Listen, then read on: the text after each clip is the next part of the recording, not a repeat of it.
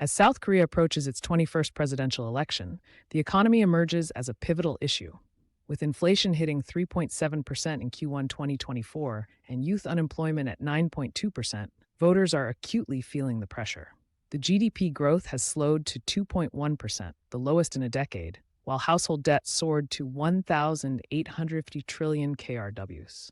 Small businesses, representing 30% of employment, report 23% lower revenues post-pandemic. These stark numbers set the stage for an election where economic recovery will dominate debates.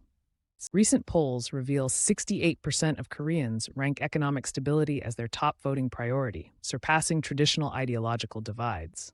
In a striking shift, 42% of young voters now prioritize job security over social issues, a 15% increase from 2022.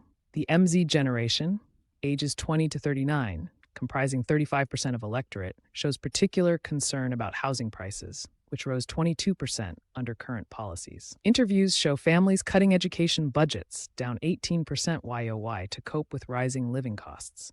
The leading candidates offer starkly different economic visions. Candidate A proposes 25% corporate tax cuts and deregulation, promising 1 million new jobs in manufacturing. Candidate B advocates for universal basic income, 300 KRW a month, funded by wealth taxes. Their infrastructure plans diverge sharply. 50 trillion KRW for AI industries versus 70 trillion for green energy transition.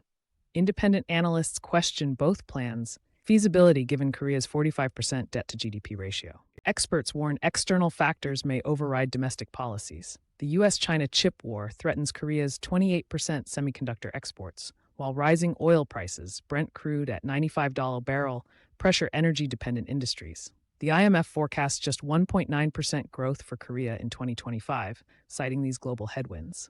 However, Korea's tech sector shows resilience. AI startups attracted 4.3 trillion KRW in VC funding last year, potentially offsetting traditional manufacturing declines. Historical data reveals economics decides Korean elections.